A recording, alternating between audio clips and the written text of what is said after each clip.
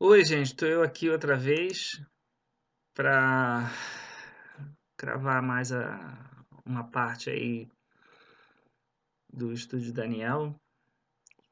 E do último vídeo eu não fui muito bem no finalzinho, ficou ali, deu um stop ali repentinamente. Vou ver se dessa vez eu consigo fazer uma coisa para ficar melhor editado, né? Na verdade, eu não estou usando uma tecnologia apurada, apenas gravando aqui mesmo, sem edição. Ah, Se você assistiu o primeiro vídeo, então a gente viu ali os aspectos da visão, ou melhor, do sonho de Nabucodonosor, onde Deus dá a Daniel a interpretação do sonho. E eu quero continuar fazendo uma análise da visão sobre uma outra perspectiva, né? Para a gente começar a ter um direcionamento, uma noção, um norte um pouco mais definido.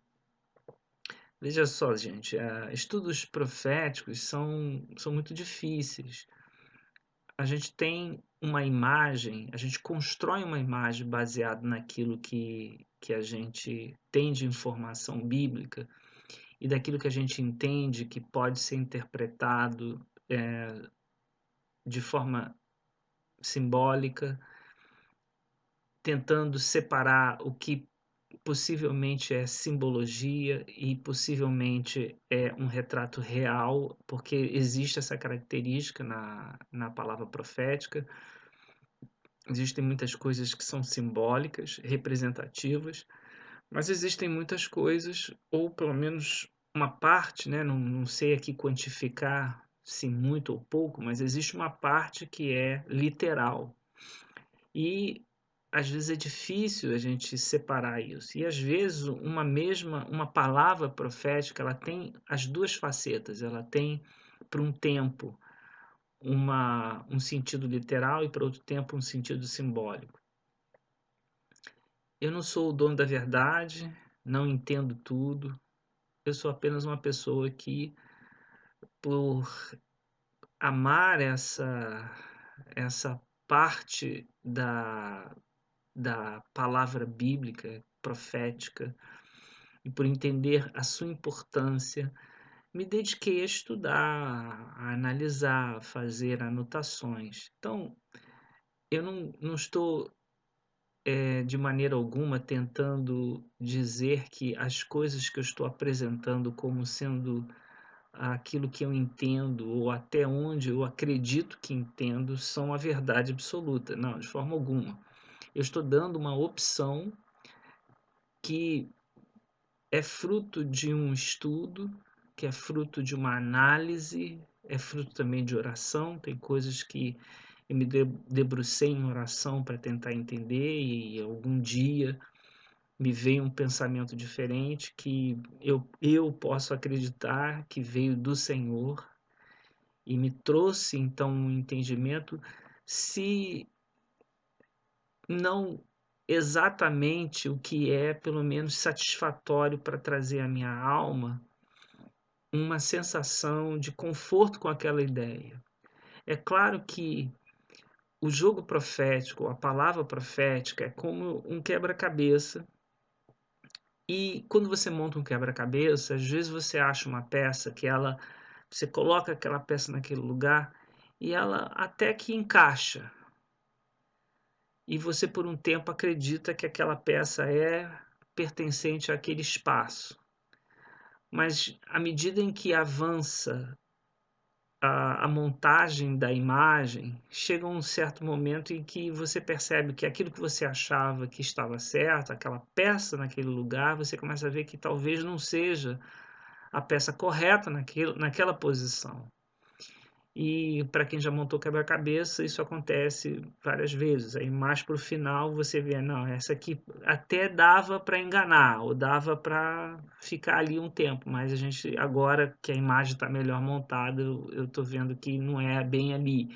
E a gente tira aquela peça e tenta outras e acha a peça correta, e aquela outra peça que a gente achava que estava no lugar certo, a gente vê que ela se encaixa muito melhor em outra parte.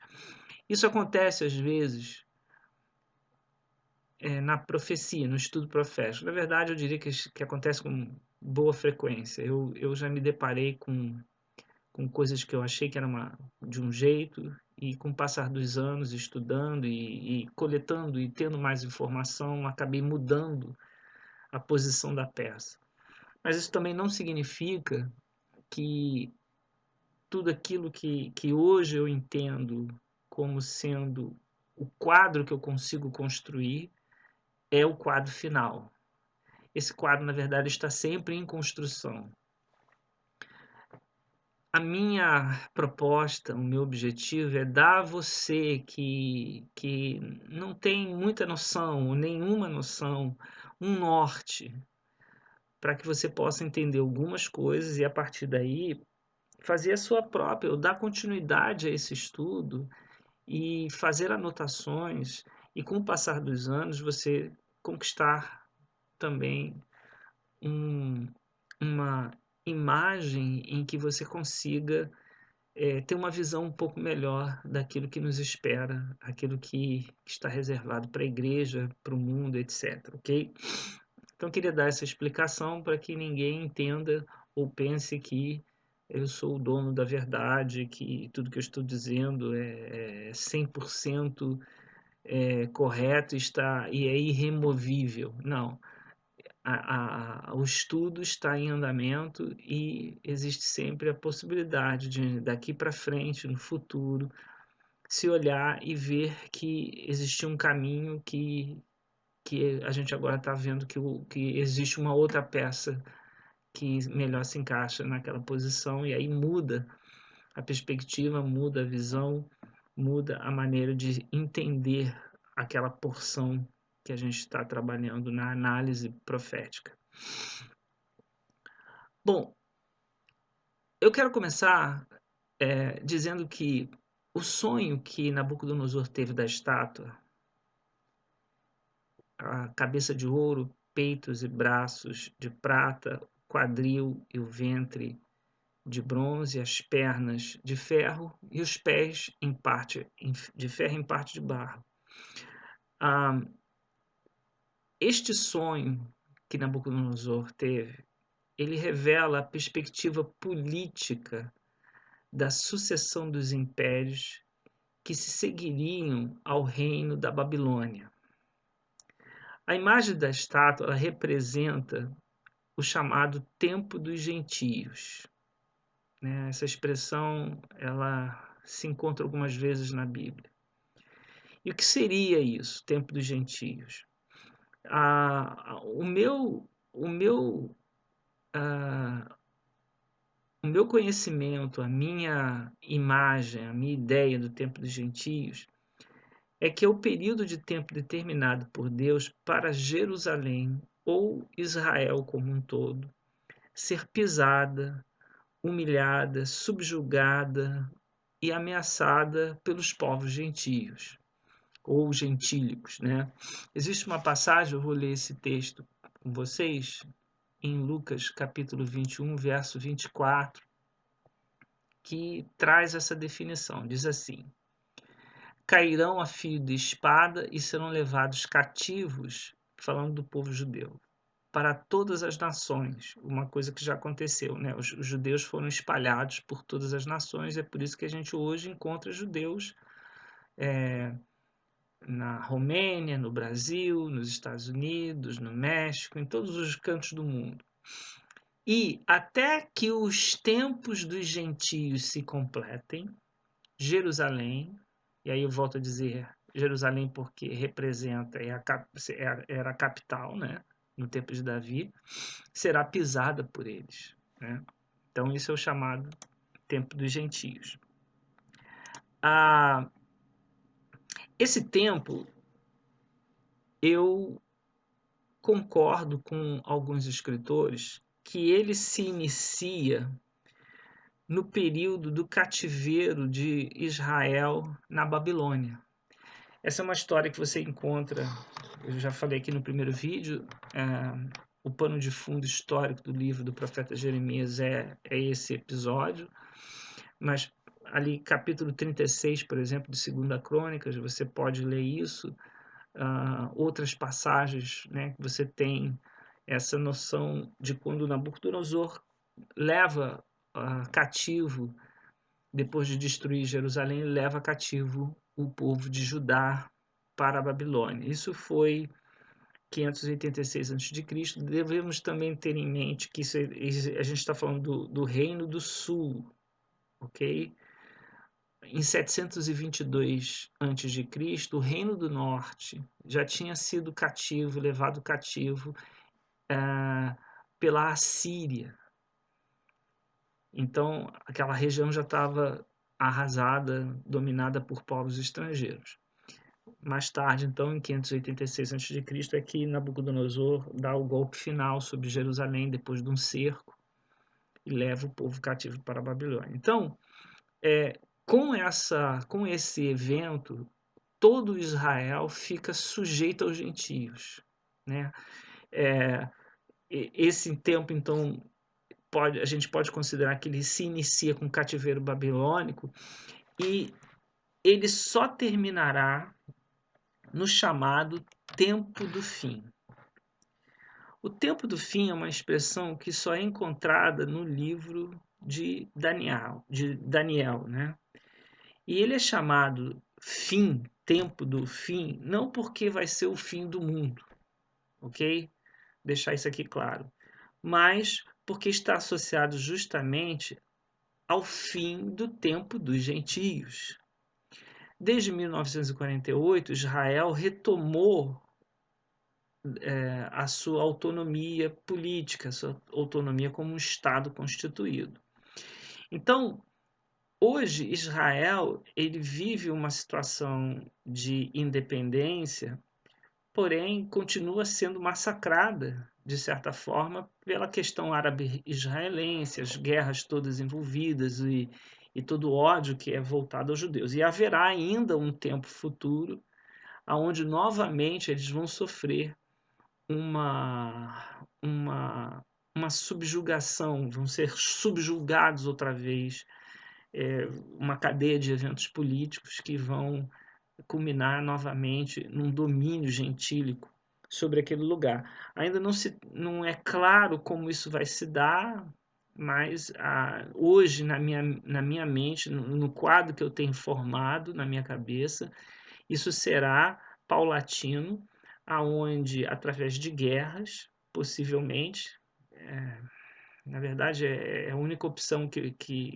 eu vejo biblicamente, Israel vai começar a ser cercado e dominado e massacrado até que se chegue a um estrangulamento tal em que haverá uma ameaça mesmo de extinção do Estado, é quando eu entendo que virá a intervenção do Senhor Jesus para o aniquilamento das forças do anticristo contra Israel naquele momento. Mas isso é um assunto para outros vídeos. Estou tentando dar aqui uma ideia do que é o tempo do fim. Então, eu estou associando que o tempo do fim não é o fim do mundo, mas é o tempo que porá fim ao tempo dos gentios, ok? Que é esse tempo que foi entregue ou que Deus permite que Israel seja de alguma forma afrontada, subjugada e, e trazida a algum tipo de sofrimento em alguma medida para o povo judeu e para a nação. Então, isso está predito em Isaías, ou melhor, em Ezequiel, capítulo 30, verso 3. Em Ezequiel, capítulo 30, verso 3, o dia do Senhor, que é uma expressão que se encontra várias vezes na Bíblia. Eu pretendo depois fazer um vídeo só sobre o dia do Senhor, ok? Para explicar a minha ideia sobre isso. Nessa passagem, Ezequiel 30, verso 3, o dia do Senhor e o tempo dos gentios estão associados. Tá? Por isso que eu estou colocando, então, essas duas, fazendo essa colocação junta, porque nessa passagem eles estão associados, indicando que na batalha final entre Israel e as forças do anticristo, o tempo dos gentios ainda estará em curso, né? Então, eu já eu vou ler a passagem, mas o que ela sugere, esse verso sugere o seguinte, que o tempo dos gentios e essa batalha final entre Israel e as forças do anticristo, eles estarão ainda em curso naquele dia ou naquele momento da história. Vamos ler o verso, talvez isso clareie um pouco mais. Ezequiel 30, verso 3. Porque está perto o dia. Sim, está perto o dia do Senhor, dia nublado. Será o tempo dos gentios. Então veja que o dia do Senhor, nessa passagem, está associado ao tempo dos gentios. Então é importante guardar essa informação, porque mais tarde a gente vai usar ela de outras maneiras. Entre os eventos previstos para o tempo do fim, e não vai ficar claro nesse vídeo agora, mas nos próximos eu devo tentar mostrar isso de alguma forma, mas entre os eventos previstos para o tempo do fim estão a volta de Jesus e a destruição do anticristo, ok? Outra informação que eu peço a você para guardar. Voltando à estátua. A estátua tem 4 metais envolvidos na revelação: ouro, prata, bronze, ferro e depois ferro com barro. Então, a gente precisa olhar para essa degeneração dos metais, né, na qualidade e na valorização deles, né, porque a prata tem mais valor que o bronze, assim como o ouro também tem mais valor que os outros metais. Então a gente tem que olhar para a degeneração dos metais e, e associar isso e ver que isso representa a inferioridade de um reino em relação ao outro.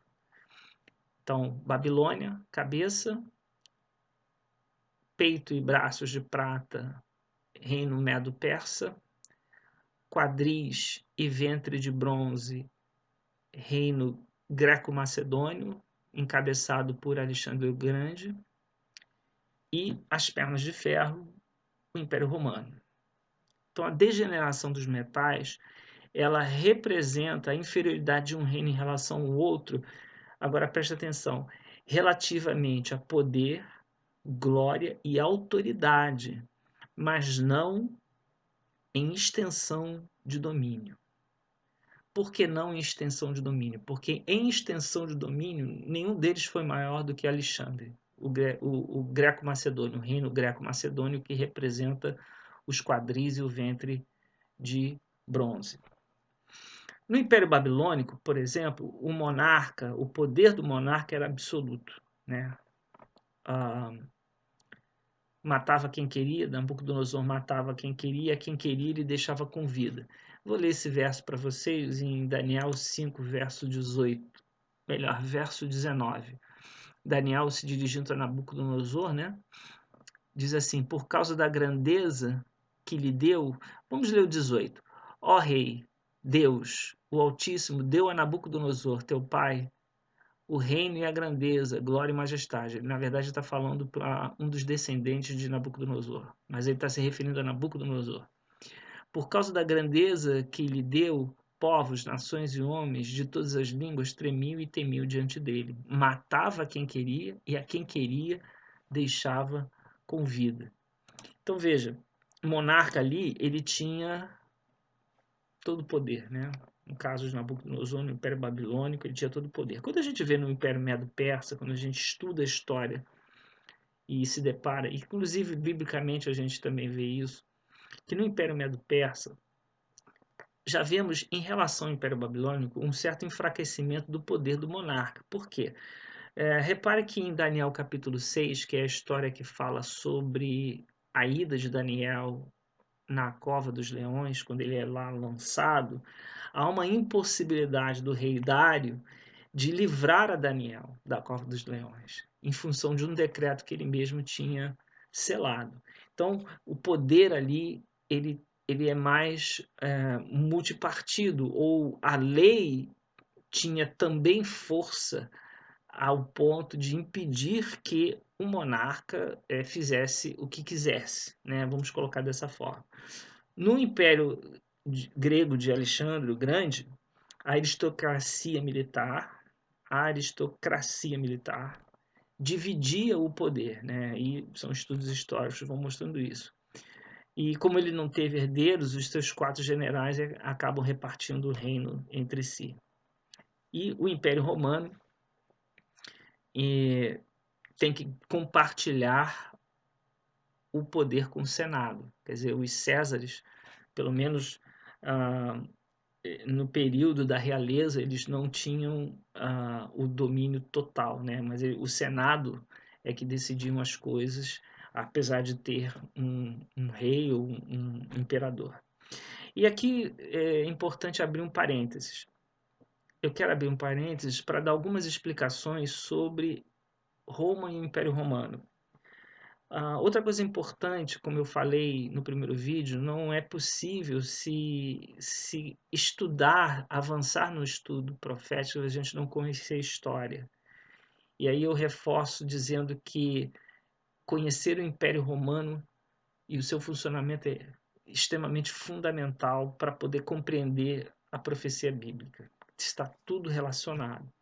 Então, quando eu dou essa aula ao vivo, né, em sala de aula, geralmente eu distribuo um material sobre o Império Romano. Eu sugiro você, se você quiser avançar, que você leia sobre o Império Romano, para que você tenha essa base histórica e possa compreender muitas coisas que estão relacionadas ao Império Romano e que tem a ver com a palavra profética. Então, nesse parênteses, eu quero dar algumas explicações sobre o início da fundação de Roma e como foi o desenvolvimento do Império Romano, né? Um resumo rapidamente. Não sou nenhum expert, apenas alguém que se preocupou em ler e estudar um pouco, e isso é importante para a gente continuar o nosso estudo. Roma ela é fundada no ano de 753 a.C., né? Existe uma história que é uma certa fantasia, que Rômulo e Remo, que foram alimentados por uma loba, etc. Mas não importa. O que é importante é que ela é fundada em 753 a.C., e desse período, 753 até o ano 509, há o período chamado de realeza. Na verdade, o Império Romano ele não nasce com a cidade, a fundação da cidade. De 753 a 509 a.C.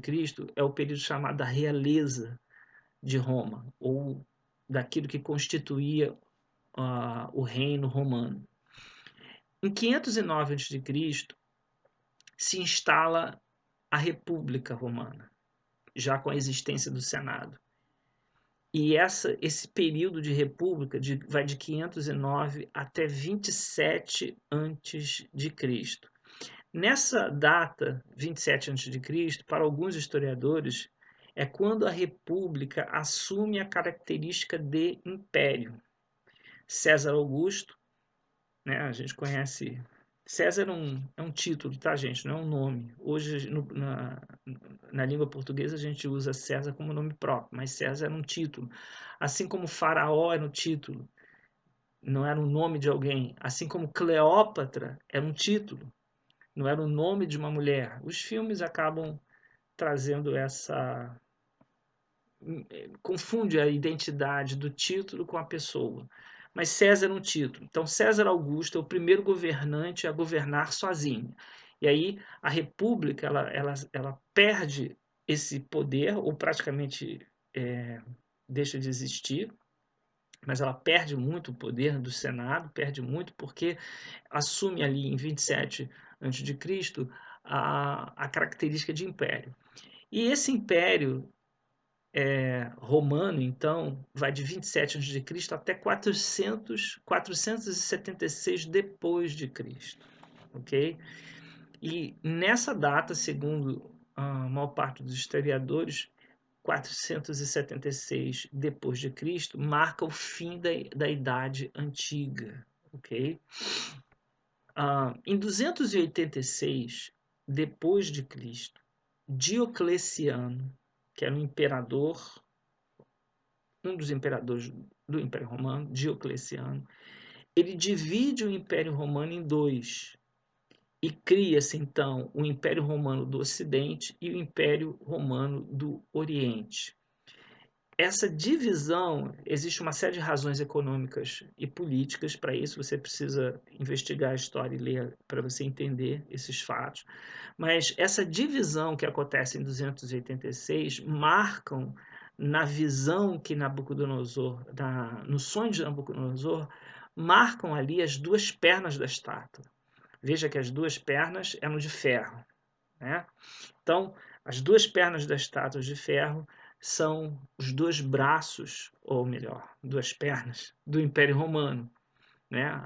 As duas vertentes do Império Romano, uma do Oriente, chamado Império Romano do Oriente, e Império Romano do Ocidente. Nesse tempo, cria-se também uma coisa muito comum na história, quando a gente lê sobre o Império Romano, cria-se a tetrarquia. O que era a tetrarquia? Era um método administrativo composto por dois augustos. O que era um augusto? Era uma autoridade imperial maior, com mais força e poder do que os Césares. Então a tetrarquia tetrarquia porque vem de tetra, de quatro.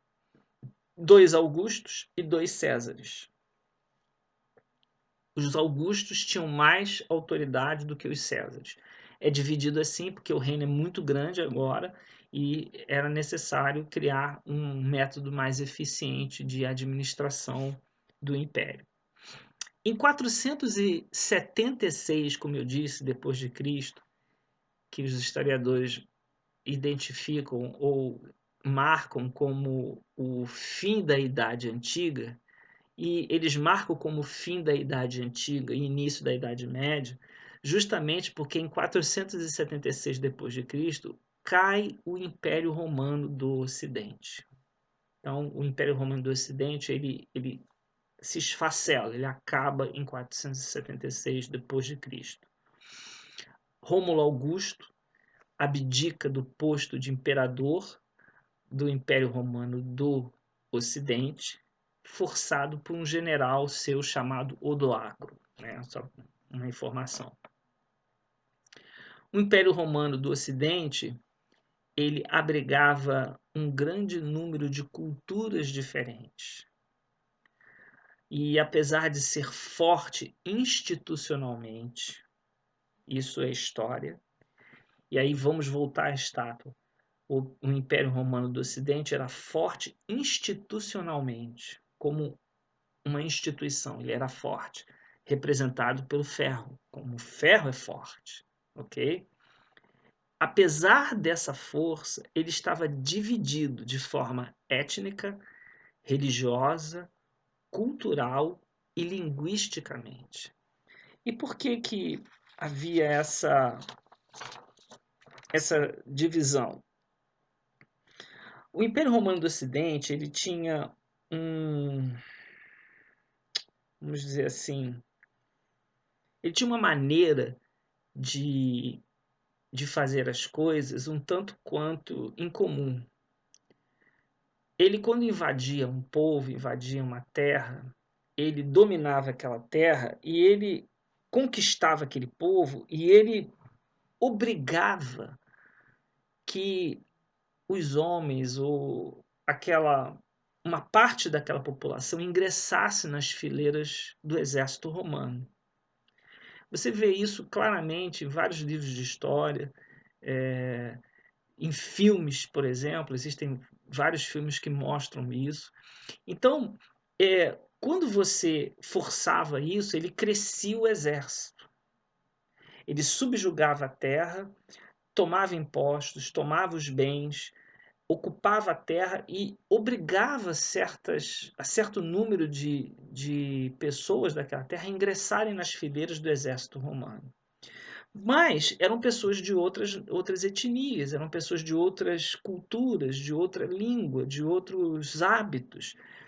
E eram pessoas nativas daquela terra que foi conquistada pelos romanos, agora eles eram obrigados a engrossar as fileiras do exército romano.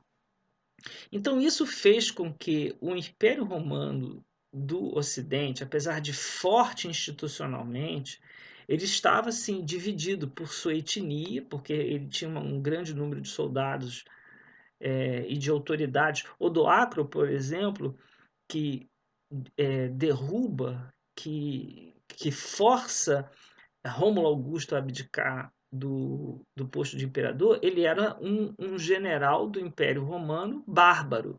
Quem eram os bárbaros? Os bárbaros eram chamados, não porque eram bárbaros no sentido de fazer barbaridades, mas era todo aquele que não era um romano autêntico, era um bárbaro.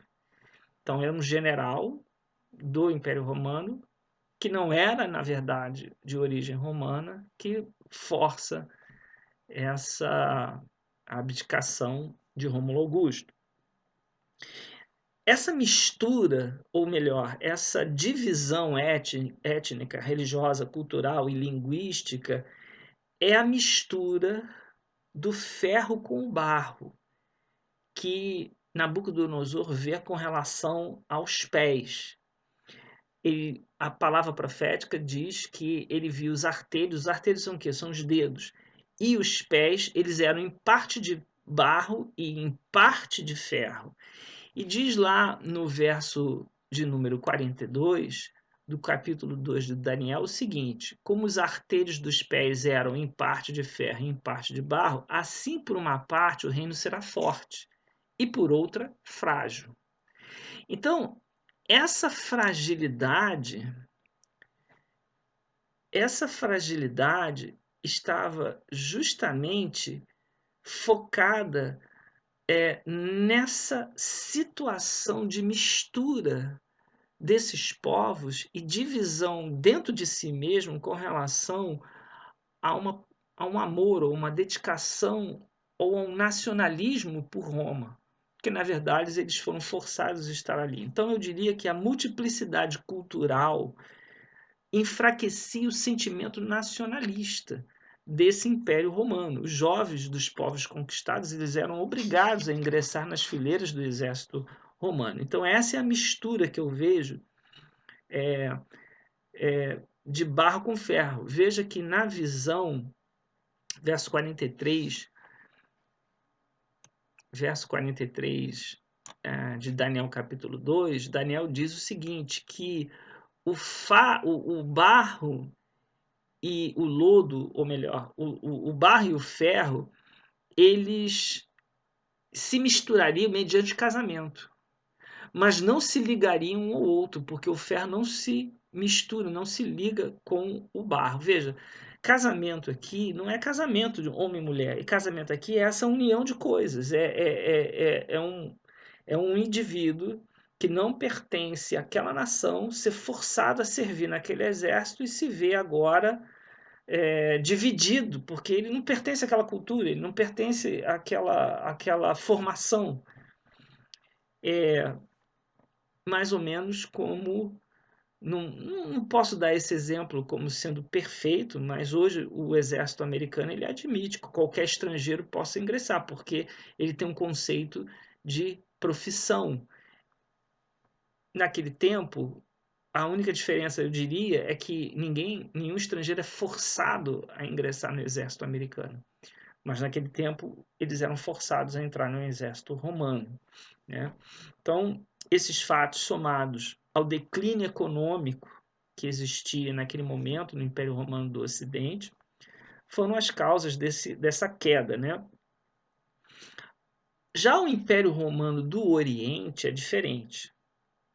Quando você estuda isso, você vê que eles estavam unificados pela cultura e pelo idioma gregos e centrados religiosamente na Igreja Cristã Ortodoxa.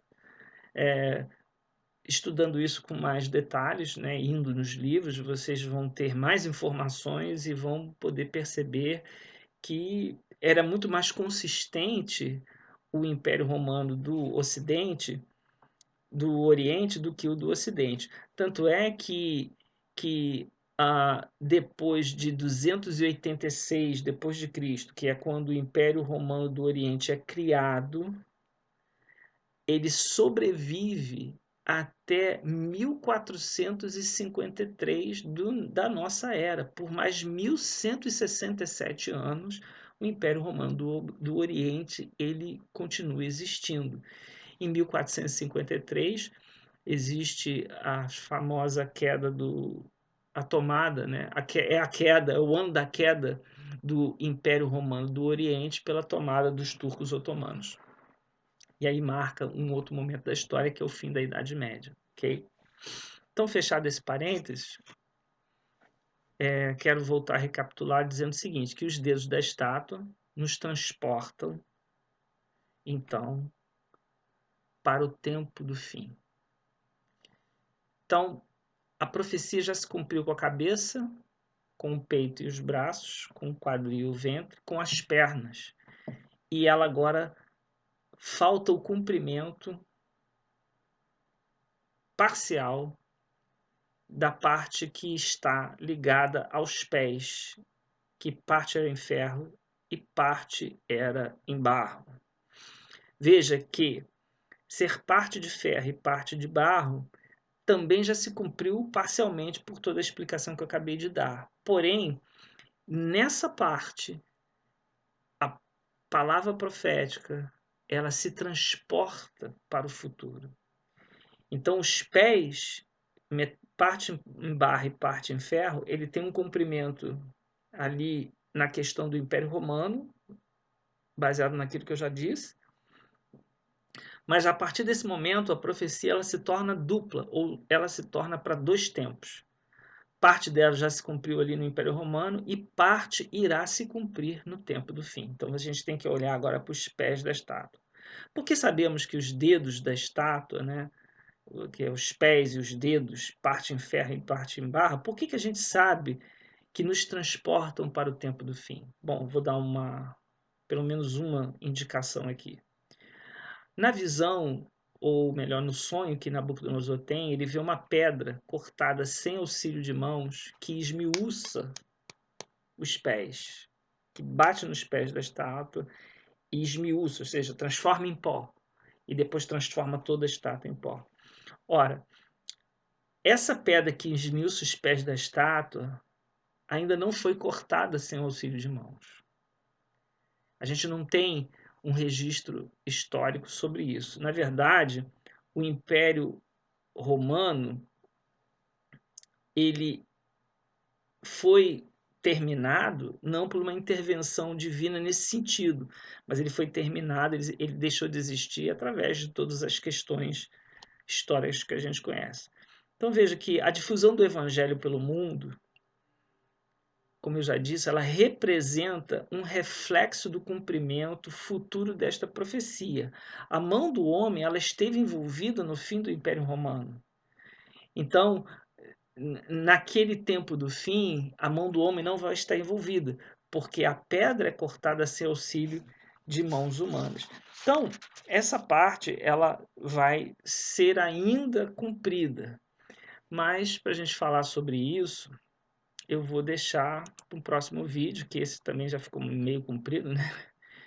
E pouco a pouco eu vou montando o quadro até onde eu avancei com os meus estudos.